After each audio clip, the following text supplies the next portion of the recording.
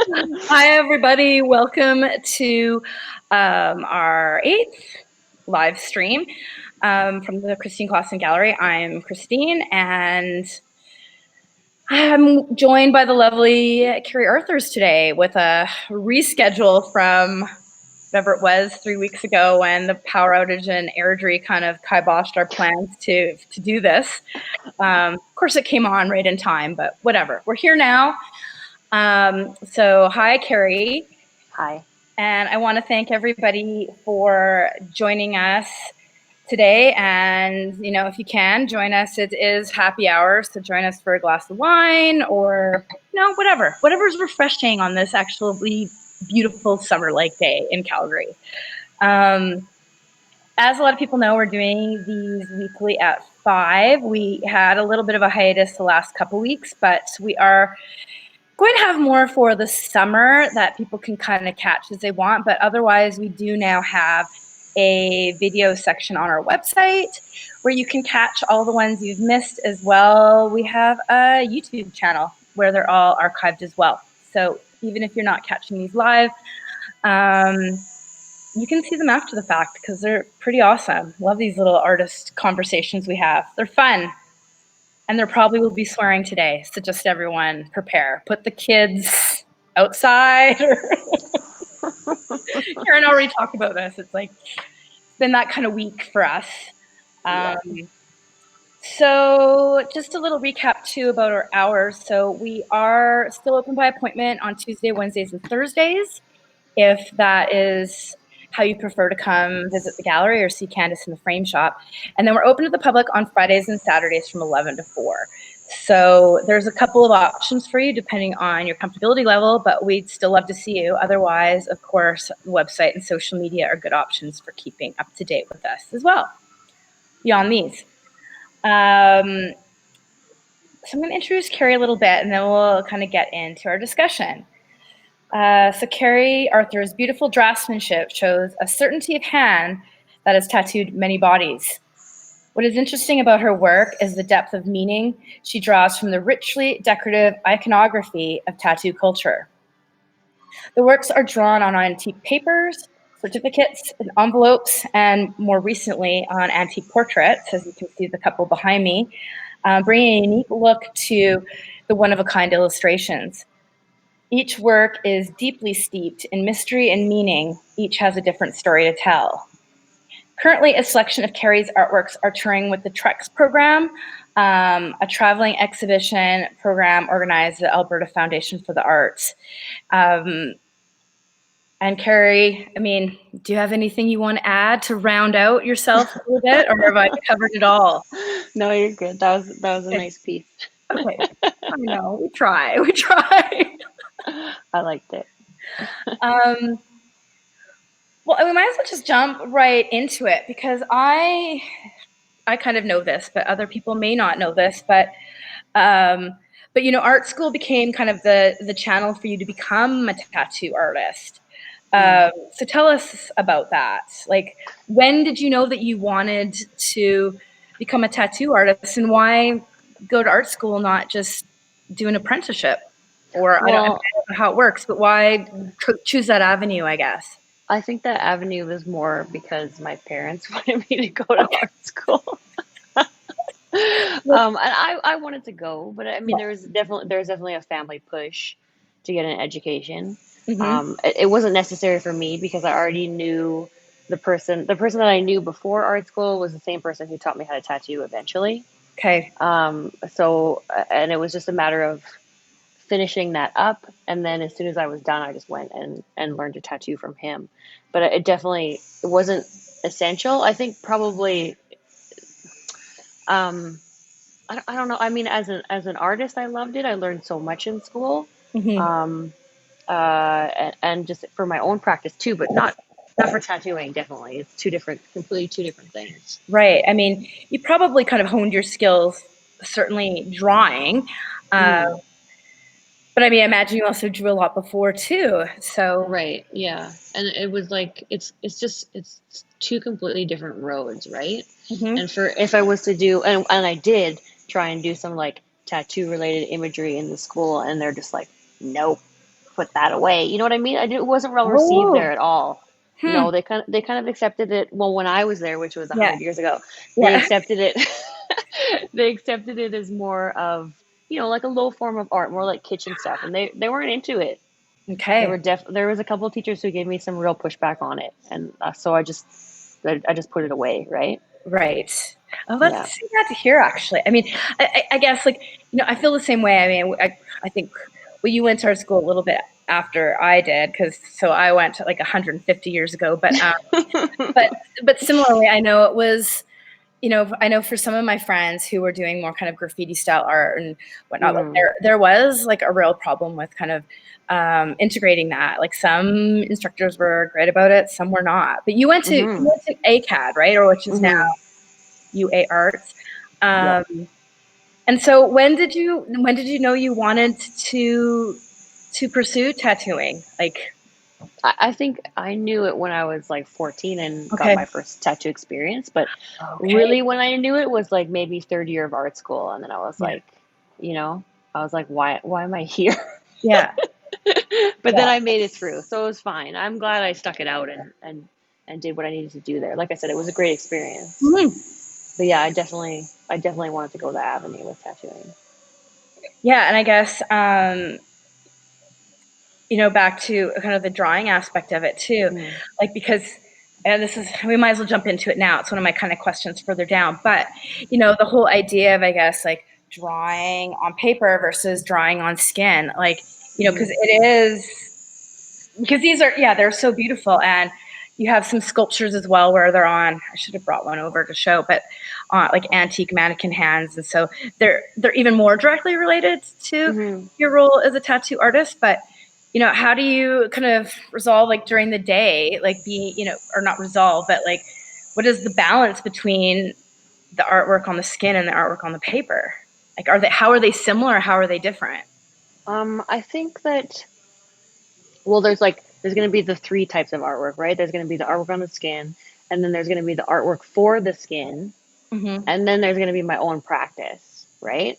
And I think that, yeah, all of them are different. I think that my practice on skin bleeds into my practice as art, because I have to have that human quality in my art now. You know what I Mm-hmm. mean? Like Mm-hmm. because all my stuff is like old paper or portraits, and it's like people own them. They're portraits of people.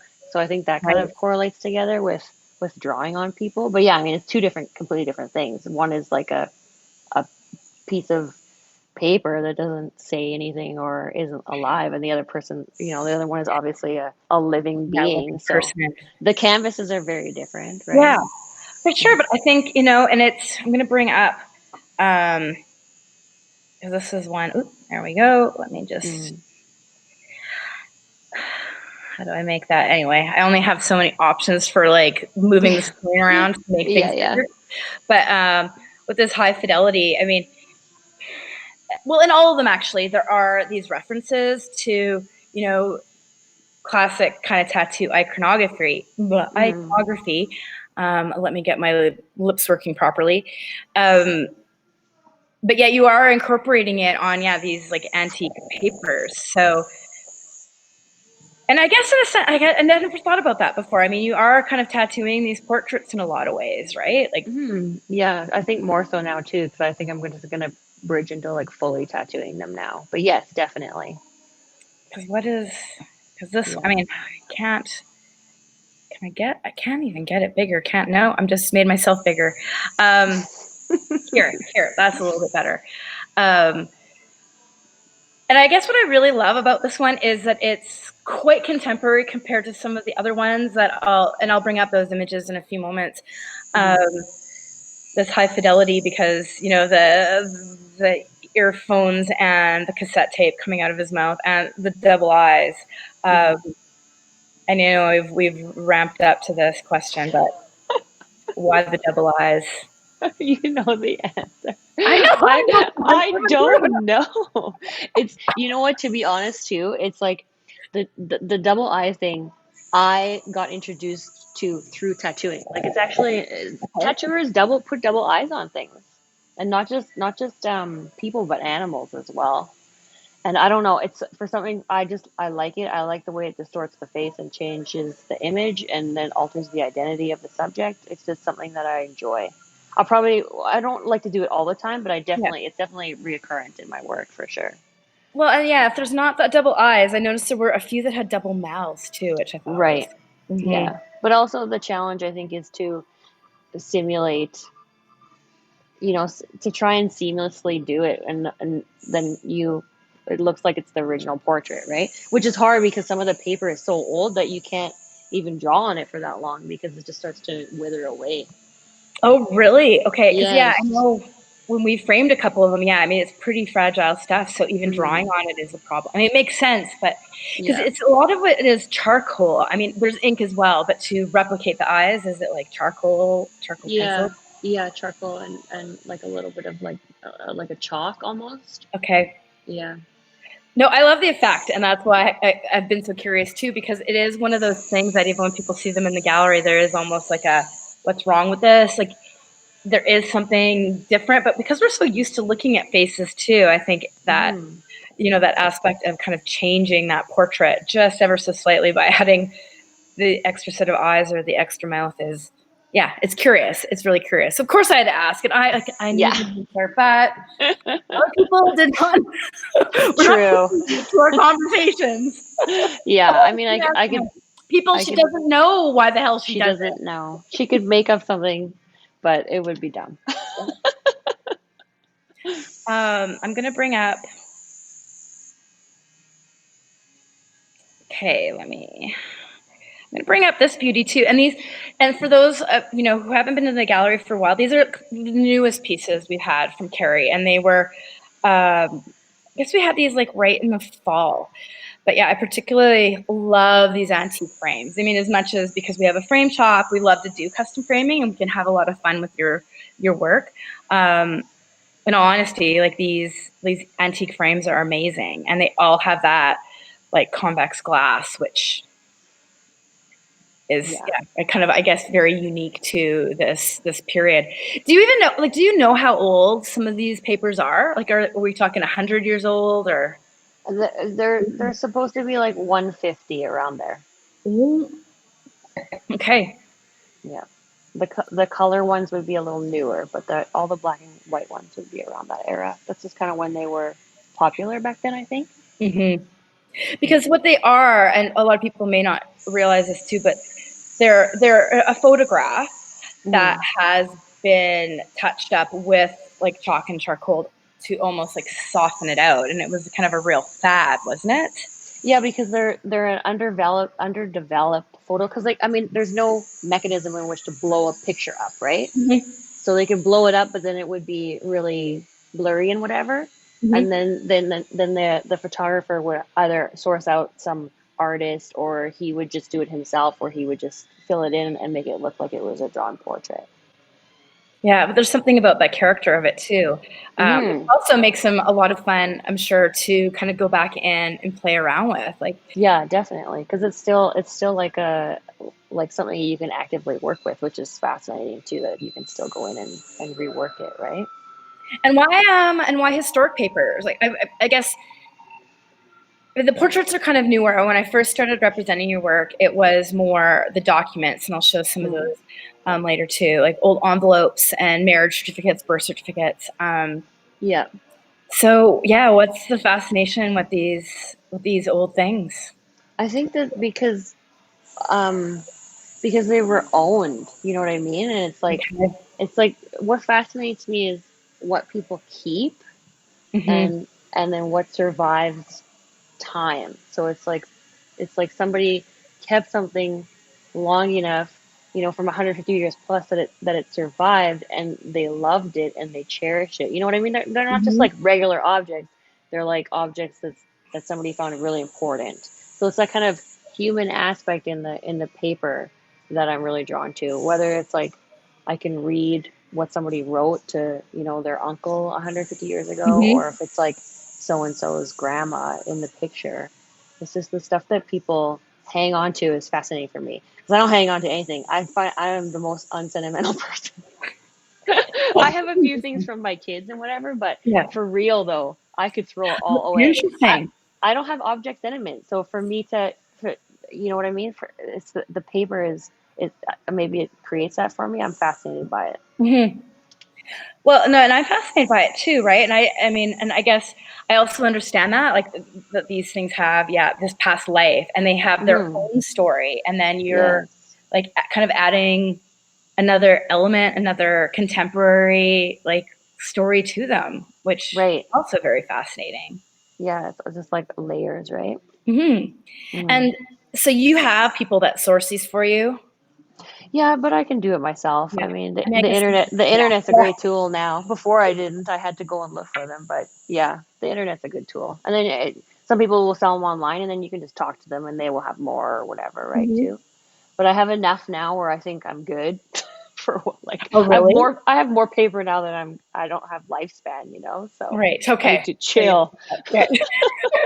chill on the hoarding. Yeah, exactly. Exactly. These are the things that you are actually keeping are these papers that have been kept for so long. Yeah, It's kind of yeah. an interesting thing too, but Right.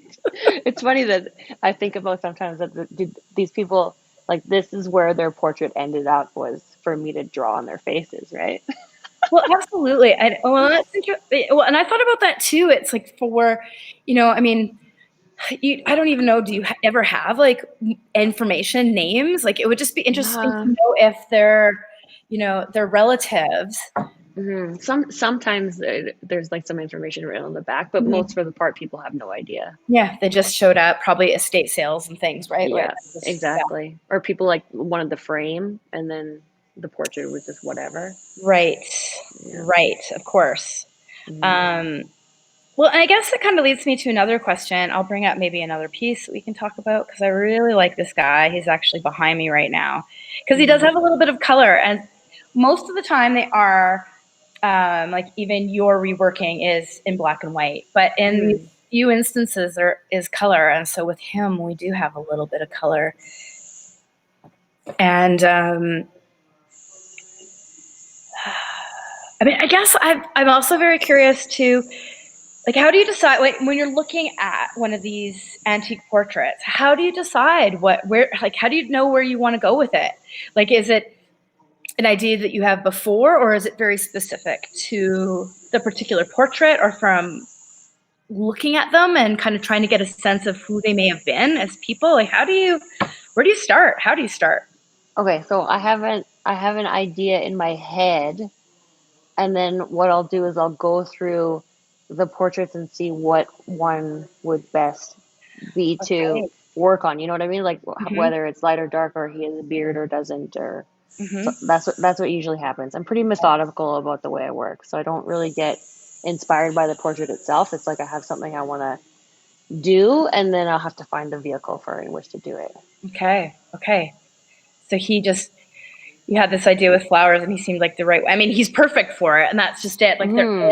is, like however you do it, there is this kind of beautiful marriage of the old and the new, and Hmm. that's kind of always been curious to me as well because, well, let me bring up maybe one of these older documents just so you can show because I've been showing all the portraits, which, like I said, are kind of the more recent. Hmm. Um, okay, let's bring up this one. But where this is, yeah, in an old envelope. I actually really love this one. We have this framed in a really kind of unique way in the gallery too. Um, but yeah, no, it's because there is this anthropomorphism that you play around with too, like where it is. Well, in this case, I guess it's a skeleton, but it has like this man's body with this skeleton, this curious crown. Yeah, like tell me a little bit about this piece. I guess I've been curious. It's called King of Skulls, as everybody can see. Um, but tell me a bit about this one. Like, I can't remember. This one was oh, really? 20. What was the date on this one? Yeah, I can't even It's see either. it's a lot of my work. It's about someone, obviously, because a lot of Okay. my work is based on um, personal relationships and how to navigate those. So it's definitely about somebody. Okay. I can't remember who it's about, but yes, it's about probably about like personal hierarchy and stuff like that, and then Okay. having power over someone else in a relationship and stuff like that. I would assume it's that one's a bit older for me, but No, yes. that's fine. I mean, I guess sometimes, like, you know, I mean, I don't think we've had this one super long. Like, it's been a couple of years, but fair enough. Mm, Like, you can't always remember all the stories, but yeah. to me, they also, because we've had this one up in the gallery recently, and, you know, people are always curious too about like the narratives that you develop in them. Um, Right. and of course, I can imagine that they may start out really personal too. But Mm, when I look at it, or somebody in the gallery looks at it. Of course, we're all trying to, with our own backgrounds, kind of piece together like, what is this about? Like, I mean, I mean, you're saying it's about people, but I know also you have worked like from like music before too. Because I think there's even some trees in the background of this one, and this dissolve style that's kind of been showing up in a few of them. Like there's some interesting mm, stuff going on in here. And this is just a mm. little one. Like well, I guess because it's an envelope, that should be, that's pretty obvious. But oh, maybe actually here I do have a picture of it framed, because this is one other Oh yeah. thing that we really like to do with your work, because we can, especially now that I have my own frame shop, is play with these real custom looks. And I really like to frame them so that they are like objects, because they are objects and they're special Yes. objects. So they're more like these specimens, as opposed to them just being, a piece of paper, because they do have like this other life to them. Hmm. Um, so this is just a little brag sheet for the frame shop and Candace. Um, Plug it. but yeah, we do have. I know we have like a selection of even like older pieces, and I Hmm. honestly had so many technical problems. I tried to get some of them loaded up to share, but I didn't. So sorry, everyone. You'll just have to come into the gallery to see them or go on the website, because we have some there. But yeah, it was just kind of a tech day. They'll come check Um, it out. and a pug had to go to the vet today, but he's all fine.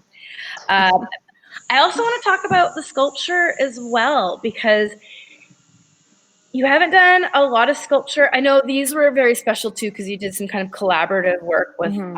a friend who does woodwork. Yeah. But tell me a bit about the sculpture too. Like, when did you decide, like, okay, I want a sculpture? Well, I'm trying to even think of the timeline. Did the wooden pieces come before the mannequin hands, or what was the order? Do you Ooh. remember? They were before. Yeah. Okay. Yeah. Because there's, This yeah, a certain quality to these as well. And I think this one was even used for a book cover, was it not? I think this it one it was. was. Yeah. Okay. So tell me about sculpture. Why do you want to? I Yes. mean, is it just relating back to? Well, I shouldn't talk over you. Tell me about That's it. okay. I can kind You of see you can people. just you talk about it. Well, I guess I see it. I mean, I guess I see it too as, because you are obviously very adept and skilled at drawing on three-dimensional forms, like more so than a lot of like artists who work solely on paper, Mm. or who paint. Um, so I kind of see it as an extension of that, but Hmm. you can confirm or deny that. Yeah, no, that's very true. Yeah, definitely. It's also just a fascination with being able to just try and do it on something else as well, right? Hmm. Obviously that wood was amazing because it was like fucking butter. So Yeah, it was just a pleasure to draw on. yeah. But it's also they're not very big either, and neither are the hands. They're not very big, and it's like the small stuff I like because it's almost like, you know what I mean? You get to hold it and it's in your lap and it's tiny. And Right, I don't right. have any work that's really that big. Like I like to keep it all tight and tiny. So yeah, the hands were fun. And that's just, yeah, it's an extension of the body. And because they're old and antique looking too, Hmm. it's something that that's my language, right? I like it. Well, and there's something really beautiful about how, like, the drawing again is incorporated into this, very interesting piece of wood. I mean, this one I guess is a little bit bigger, but I could see what you're saying. Like, it could be kind of like on Hmm. top, and there is, Yeah. a really kind of beautiful organic shape to it. Um, Hmm. And it's a burled wood. I mean, it's not just like a 2x4. Like this is a really lovely piece of wood. Yeah. Yeah. So, and again, I tried to load the image of the skull too, but I could not because, of course. Oh, right. The cow skull. Yeah. Yeah, exactly. Which is also lovely, Hmm. and has a very tattooed look. Like that is like Yes. a tattooed skull. So Hmm. go on the website, people. Sorry, I'm like talking about something that you can't even see, but it's it's amazing and yeah, really unique piece. Like Yeah, this. I like it. Looks like scrimshaw, right? Like that old stuff where they kind of etched into bone. I like that stuff. It looks pretty. Well, and what was harder? Like, was the wood you're saying was like better? Like, what is like what was the skull like for working Oh, on? super difficult because it's Yeah. all, yeah. I mean, I can't see a lot of the texture on it, so for me, it's hard to work with because I'm like, oh, all of a sudden my micron stops working, And then it's like Hmm. I shouldn't have drawn in this area, but now I'm committed. But yeah, it's difficult, Right. and it's like it's a porous material too, so it sucks your ink right up. I was gonna say, like, was it Yeah. then were you having to put on multiple coats of ink? Like, because I mean, it looks pretty amazing to me, but I hadn't thought about Yeah. the bone would be so porous. Like, Yeah, it's super weird to work on. And not too bad. It just slows me down. I'm quick and I get bored if I can't be fast. So to I have wow. if I can't get through it real quickly, then I'm like, damn, I shouldn't. Which is why I don't work on a lot of skulls. Right. Yeah, once in a while. But I do one and then I have like 500 people on Instagram being like, "Oh my God, I have some skulls for you." And I'm like, "Oh boy." Then I have too many. Yeah. You're like, I don't need them, I'm but thank good. you. I'm good. Yeah. It's like, thank you, fans, loving Yeah, fans. no, it's nice. It's definitely nice, but all of a sudden you have too much to do, right? Yeah, Yeah. no, I get that for sure. Okay, well, let me. Oh, this is another thing I wanted to ask you about is titles. Mm. So, where do the titles come from? They're usually pre-work. Okay, okay. So it's part of the process again. It's like I have something I want to illustrate and talk about, and then sometimes the title is before that. So it'll be like a phrase that I have, or Mm-hmm. something that I hear, or something in a song, because I listen to a lot of music. So and then the whole work will be based off of that. Sometimes, sometimes um, it'll come, but it'll be in the process where I'm like, I've thought of what I want to say, and I'm drawing it, and then the title is like, it's just something that I have to just finalize. You know what I mean? Okay, okay. Yeah, but it's very specific to what I want to say with the work usually. 'Cause, yeah, I guess in this one is called Our Fathers Wrote. Um, I haven't really been saying the titles, but I will from now on because Hmm. they're interesting and they can provide these again like little curious into the work because you're like, what about that, right? Right, Because they're not obvious either. I mean, maybe something like High Fidelity is a little easier because he's got the headphones and the cassette tape, right? right. Um, but like with this title, Our Fathers Wrote, it is a little bit more curious. It seems a bit, like it seems I'm gonna say like that it came from what am I trying to say? I can't even think of what I'm trying to say. It seems like it came from like text or something, right? Like it's Hmm. do you remember where the title came? Just kidding. No. Like I'm just kidding. I'm just being a jerk now. I'm just gonna quiz you on all of them. Um, For me, they're pretty literal, though. I mean, he's like, our fathers wrote. You know what I mean? It's obviously about. For me, it was probably about like more literature and books and stuff, and then obviously he's leaning on a book. You know what I mean? So well, I know, and that was just a great like happenstance that they reached out to you to put it on the book. yes, right? Yeah. Well, and this one I've always loved too because this piece is unique because it's in color for one. This is Uh, also the very first portrait that I did. Were you gonna say that? yeah, yeah, no, it's good. Yeah, because this is that Revenant portrait number one, Yeah. um, why don't I have the title here? Anyway, I think it's like it was written there, like don't put me in this cage, darling. Yeah, that's the title.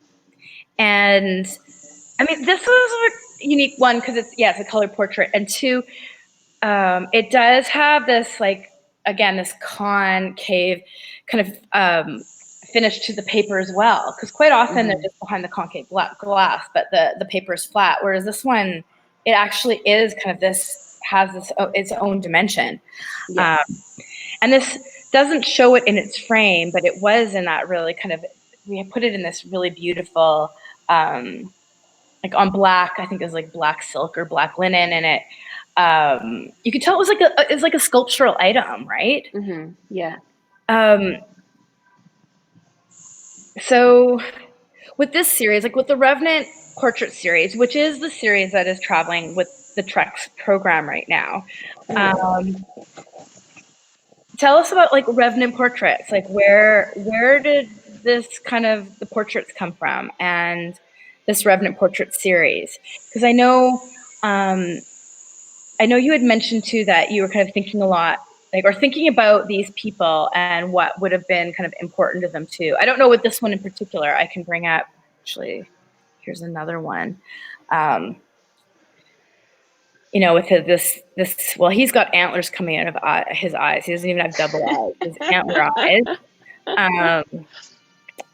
And this cute little chair on his head. But yeah, tell me a bit about like these Revenant portraits, or not just me, everybody, I guess, about these Revenant portraits. Like what do you mean kind of when you say Revenant portraits, and what are you thinking about? Are you thinking about these people, or did I make that up?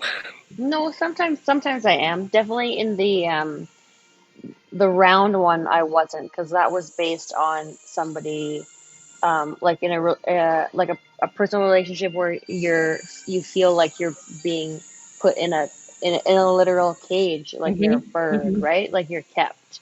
And that's what I wanted to be more literal about that. And that's why the heart is there, because you're like wearing your heart on your chest, and it's like that's where my that's where my pain is, and blah blah blah. The other one with the antlers and stuff, then it's more period specific with the furniture and stuff like that, where their furniture is in their hair, or their houses are in their hair. And it's just, that was my more of me thinking about what how they existed at that time, and what, you know what I mean? Because home and family was it still is a big thing. But when you're out on the fucking prairie and it's like you and your kids and your husband, those things are huge for you, your furniture and those things are your identity. So it's like the house almost becomes the person. So it's like that stuff is just so period specific too. So that stuff I like to incorporate. Plus, I'm a big fan of architecture and older stuff. It all ties in, right? But the Revenant portraits, you'll have to look up the exact definition of Revenant, but it's like how somebody dies and then comes back to life or something like that. So that's the portraits were right, like giving them new identity, giving them new life, pertaining to like now, because these people lived their life how long ago, and now they have like a whole new story and stuff. Well, and it's so true, and that's kind of what I love about them, right?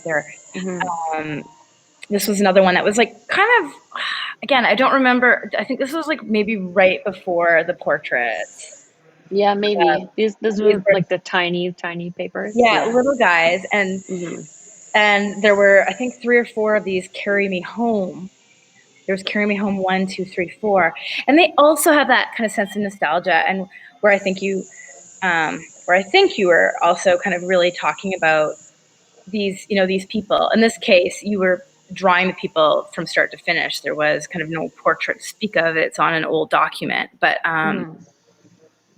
so yeah, I guess maybe I've answered my own question. Like these maybe came before, and the idea. I know, I'm just doing that. It's like kind of damaging, mansplain all over you. Sorry, Karrie. It's all good. But yeah, it's like it's. Let me tell you about your art. Fucking perfect. I love it when you talk for me. Sorry. I know, it's great. It helps. I have a hard time talking about my work, and when I'm out of when I'm not being pressed to in art school. So it's like it's perfect for me now. Well, and I guess Um, too, yeah, that it's sometimes, yeah, it's not the easiest. So, and I guess I've developed over the years, like working with you and kind of knowing you too. I also know you're a little bit more shy about talking to them. So I've also created like my own, from the tidbits you told me, I've created my own kind of ideas yes. about them because, I have seen this progression of it, right? From them just being Hmm. documents with some, some narratives like progressing and progressing. So yeah, I guess this kind of led into those portraits, but Hmm.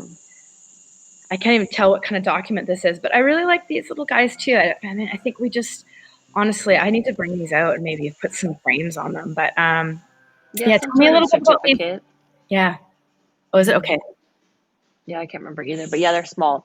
These ones were, I think they all have houses on them, don't they? They Yeah. do. Yeah. Yeah, so the same thing where it's like it ties to home and family and who we are based on the circumstance of our parents and stuff like that. But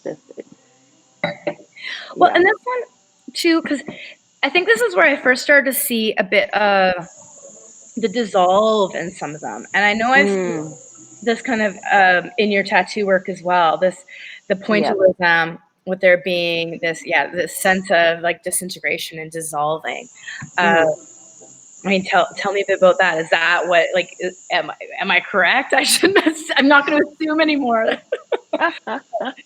No, I love making their heads float away and their feet too. And it's not just because I don't want to draw their faces and I'm lazy, although sometimes that's it. No, I'm kidding. Yeah.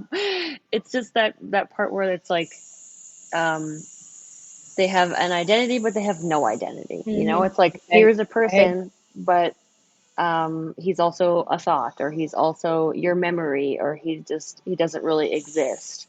So it's not identity specific yet.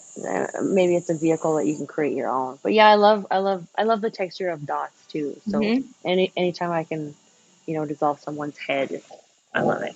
Oh, I was like, I'm going to take advantage of that. Well, and I think I think it's a very beautiful effect too, and I very much get that sense. And anybody who follows you on Instagram or knows your work, no, it's not because you're trying to avoid drawing a face or a feet. It's like Just like put you some can do dots that. on it. Yeah, you can do that. Um, but yeah, there is something kind of ethereal about it. Like you said, that yeah, it becomes kind of a fragment of memory, which is Yes. again going back to why you're so interested in these papers is because yeah, there is all those kind of those memories and stories kind of tied up in them Yes. somewhere, like ones layers that we'll never know. Exactly. Yeah. Yeah. Okay, what else do I have? Okay, we kind of talked about that. Oh yeah, I did want to. We kind of touched on this a little bit, but I think I just got sidetracked on another topic. But um,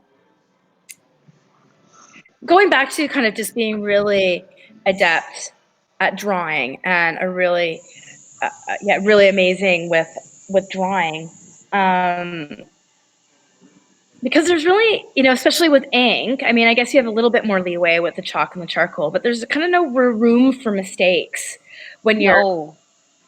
drawing in Yes. ink and when you're tattooing on somebody. Yes. Yes. Um, and so that was one thing that I kind of draw as a similarity, I guess, between the two, because you don't necessarily take the easy challenge. I mean, both with being a tattoo artist and also with drawing on the ink, because there's Hmm. you have to commit. Yep. Um, you can't go back with a little eraser and like mess that up. Nope.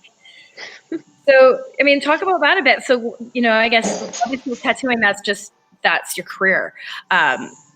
So and I get there's a lot of stenciling and stuff that goes on beforehand, but like you're kind of taking a bit of a challenge. Like there's a certain amount of risk there, I guess, too, that I'm curious about. Yes, definitely. And you know what? We were talking about it earlier where I said, I'm fast. So if I have to spend too much time in the process, then I get bored. So it's if I go from my thoughts to maybe a tiny um, pencil sketch or some brief preliminary planning. Like for example, the paper ones I will usually do. a quick like sketch on my iPad of what I want to do, and then I'll take that and print it off, and then I'll put it on a light table and put the paper over top of it, and then I'll do my ink right away over top of it. But if I have to draw that thing twice, it's too much for me. Right. So Okay. it's like I get really bored. So I like to go from idea right to final stuff. Well, yeah, and I get that too. It's just a part of your process. Yeah. And then because I've been tattooing for so long too, I think that's just, it's kind of molded me into that kind of artist, right? Well, and I mean, I guess like, you know, for those of us who don't really know a lot about that, I mean, similarly, like people will, well, actually, you do so much custom work. Like, I mean, do you really? I mean, people come with an idea, like similarly when you did my tattoos, it's like you come with an idea and say, okay, you make that. You make Yes. it happen. Yes, totally. Yeah. I mean, it's still going to look like my drawing, but it's Yeah. obviously based on the person's idea, of course. Yeah. There's a lot of things that I say no to, and there's just some things that are out of the realm of possibilities of what What? I am capable of. You don't tattoo the Tasmanian devil on people? What? I have, but not anymore. I was gonna say. So I just had to Oh get that man. in. I just, you know, it's like how many people I grew up with, like, well, sorry, friends. There's a lot of you out there who have like Tasmanian devils playing volleyball or Oh yeah. basketball. They did all the sports. I know, but I think that's what I've always, you know, and that's what I mean, I guess. Honestly, people may not all know this too, but like, I mean, that's how I met you, is that I had kind of a tattoo that was getting blurred out. I wanted, instead of having it laser removed, I was like, well, I think I can get something better. And you were the only artist I thought that I was like, well, this person will be able to understand. Like, I loved your drawing style for one, and I knew you could kind of make that happen. I'm sure that's what it is for a lot of people, right? I mean, that's, you know, what you, I guess, what you want to attain to as a tattoo artist, or like, yeah, bring me your ideas and I'll have fun, which also probably keeps, you know, makes you not get bored. That does Oh, of that course. automatically Yes. correct, but you know, you're constantly taking other people's ideas and turning them into something tangible. Yeah, well, I mean, and it can get redundant, and that's the hard part about keeping alive and active in this industry is not getting bored. You have to find ways to keep yourself excited, right? Well, and so with the kind of crossover of the iconography, like the, you know, the pointillism and the dissolve, I mean, do you play with it first with some of these fine art drawings and then bring it into the tattoo? Like how, or does it happen both at the same time? Like how? Yeah, I would say both at the same time. Yeah. Yeah. Yeah, it's just like that, because that was me. I was kind of curious too. I follow you on Instagram, so I kind of see both things, I guess, for me happening at the same time too. Yes. Um, There definitely used to be a time where my drawings were very separate from my tattoo work. Like both had a completely different language. And then eventually I was just like, why am I tattooing differently than I make art? And I was like, I'm just gonna stop doing that. So then it all just looks like one thing, which just makes me happier because then I don't have to pretend to be somebody I'm not, right? Sure. No, and it makes sense, right? It's cohesive, Yeah. and you know, and it's a similar type of thing in some ways, because you know, you don't necessarily know the people you're tattooing super intimately either, right? Like, just like you wouldn't know the people in these portraits. So you're kind of extrapolating information and kind of making it them. Exactly. Yeah. Yeah, no, that's very curious. I mean, I'm very fascinated, I guess, by you know, the two, like, you know, we had Chris on like a month ago, probably now, as a designer, an artist, and seeing how those kind of worlds connect. You know, of course, with yourself, tattoo artists, fine artists, how those two worlds connect. Like, I'm always really curious to. I mean, I think that's what makes these chats very, very interesting for people too, including myself, is because I don't always get, you know, when you're in the gallery, it is more about the art than it sometimes is about, yeah, what you're doing in the shop. But in your, you know, in all cases, there are these huge kind of connections between all of them, right? Yeah, exactly. So what else do we got here? Well, I guess,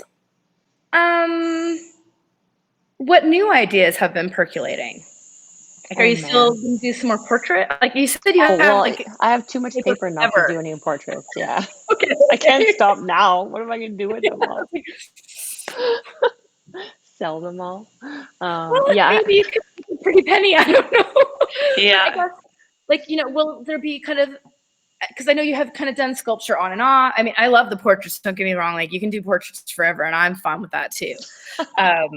But because I know they're always going to develop, I guess is what I'm saying. Like, because you right. do, you'll kind of work on a series, and then there'll be new ideas, new ideas. So I guess I'm just curious, like, Mm, where are the portraits going to go next? fuck, I don't know. I've thought about Yeah. well, I definitely think about $1 million just question. just going full tattoo and tattooing them, right? Which I Right. probably will. And then there's I think about deconstructing them too. So like cutting them up and putting them onto other portraits. So I don't know if I'm going to do that. It's a real commitment for me to like actually physically destroy one. So I'd have to be okay with it. Right. But it'd be interesting to have like the bottom section would be the woman, and then the top section would be the man, and then in the middle I could have a different piece of paper. You know what I mean? Right. Oh, interesting. Okay. Yeah, Okay. more collage work, I guess. Yeah. I have so much to work with, so I might as well maybe cut one up Yeah. I guess and even if a see what few kind happens. of go sideways, it's like, I got more. Yeah, exactly, right? Or just I cut would out elements accelerate of that their person. yeah, or maybe I would like take the I don't know how I would do it seamlessly. It'd be a tough challenge, but to take Mhm. parts of the face and then replace it with other parts of another face, I don't know. I'll have to see. But yeah, Yeah. that's interesting to me. Yeah. No, like I said, I just kind of always curious because I've seen this. Yeah. I sound kind of like a broken record, but I've seen this progression of your ideas over the Hmm. last like 10 years. And it's pretty steady. With some artists, there's like up here, and then it's like maybe like I don't know. It's kind of very similar for a while. Like, whereas you're kind of always pushing yourself in a different direction. Like it kind of makes sense when you see this to this to this to this. Like there is a Hmm. thread that ties it, where you can see that development of the ideas. So That's I mean, good. Sometimes I think I'm stagnant, so thanks for saying oh yeah, no, that. no, not at all. I mean, I can see why it'd be harder for you to see that though, for sure, right? Hmm. Yeah, definitely. Especially in the gallery here, because I have examples still from, you know, the first show to the second show to the third show, right? So I can Hmm. see how it all ties together. Yeah. Uh, and I guess what has, I mean, we've kind of talked about this a bit too, but I mean, the tattoo shop is up and going. If nobody's figured this out yet, she's at the studio. Like, that's the buzzing noise in the background. Yeah. Somebody's On working. her It's after not work on me. a Friday. um, but what has your life been like during coronavirus? Like, have you been able to get, because you weren't tattooing at all for a while, correct? Like, you Yeah, were almost really shut almost three down. months. Yeah.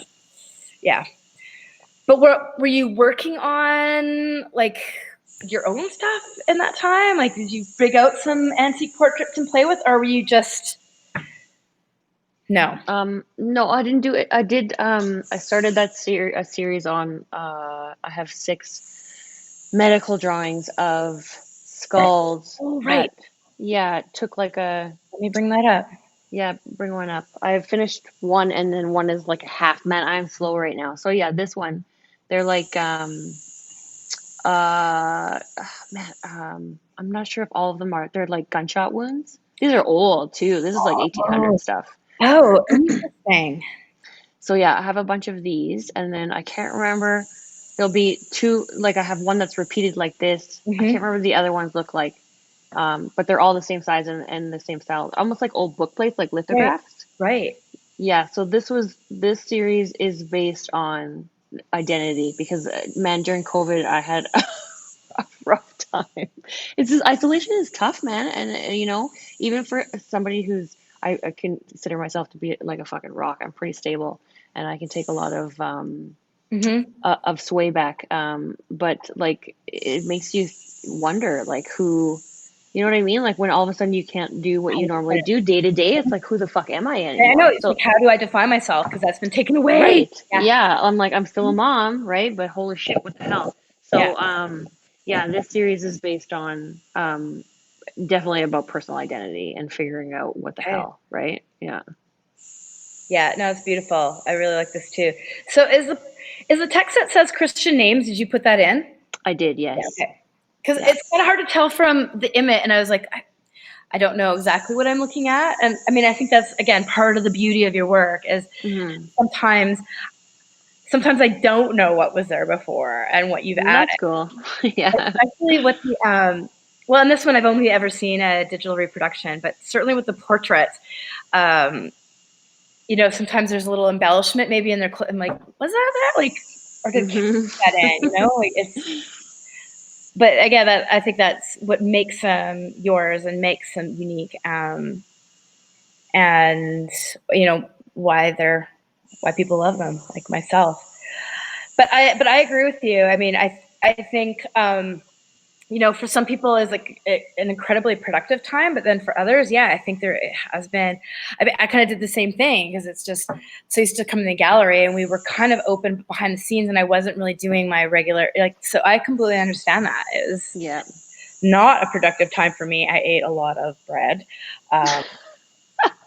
which I'm dealing with the after effects of now. But I'm also, you know, although I have this background of a creative person, I can't imagine, you know, like how kind of balance that. And with you, because you do have kids that are school age, then they're not in school, and you know. Yeah, it was tough, and I just didn't feel like, I didn't feel like creatively inspired either, right? Yeah, exactly. And then I'm also like, how do I keep my hustle going? Because men, you know, we need money, so there's that too. Well, and I think that's kind of what Carl White was saying too. I mean, this is a time of great change. So whether or not you're directly producing the work during this, which you know, we'll see what happens with the pandemic and where it goes, if there's a second wave, whatever. But whether it's been now or whether it comes after, this is still a time of great change. So, I mean, I'm curious to see where this series develops too, because it clearly is very much in, response to your own kind of feelings. Yes, definitely. Dealing with who the F Karrie is. Right? Yeah. I'm having a crisis. Yeah. Well, it's a beautiful crisis. It's a beautiful crisis. Yeah, well, I agree too. It's a lot of fuel for making stuff. Yeah, no, for sure. And I'm glad you're able to kind of share this. So this is a little tidbit of a new piece out there. And I guess like we're pretty much like we're almost an hour. Like this is kind of my wrap up time. Nice. I know, it's nice when it's just like, oh, look at that. And now it's wrap it up. Let's wrap it up. Well, thanks, Karrie. I appreciate. I mean, we always have very like frank conversations, but I know sometimes when we have artist talks at the gallery, that formality kind of creeps in, which is also why I like doing these artist talks, because I think it can be a little bit more conversational and just, you know, like this, where, you know, people kind of can see that conversational side of you too, and not the I'm standing in front of my artwork talking about.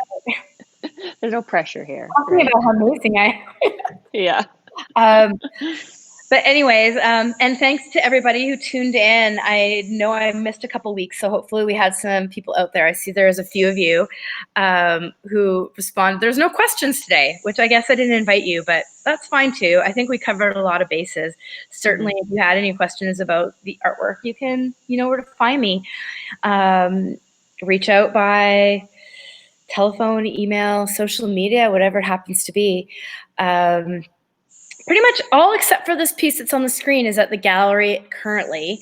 So don't hesitate if you want to see these beauties in person, make an appointment to pop by or pop in when we're open to the public on Fridays and Saturdays. It's always nice to see people, and we are kind of maintaining a very safe environment too. So, you know, I've never used so much bleach in my life. So and Lysol wipes. And we have hand sanitizer as well. So what else do I want to say? So I thanked everyone. See, I'm kind of getting rusty. It's been a few weeks. Of course, we're always open at christineclassengallery.com. And thanks again, Karrie. I really appreciate this. I'm Yeah, sorry you're it welcome. didn't Thank happen the you. first time around, but this has been a lot of fun, and hopefully we'll get to see you in the gallery soon too. Yeah, definitely. All right, thanks everyone. Have a great Friday. Have a great weekend. Enjoy the sunshine. I think it's supposed to be 27 tomorrow. Woo! Take care, everyone. Bye-bye.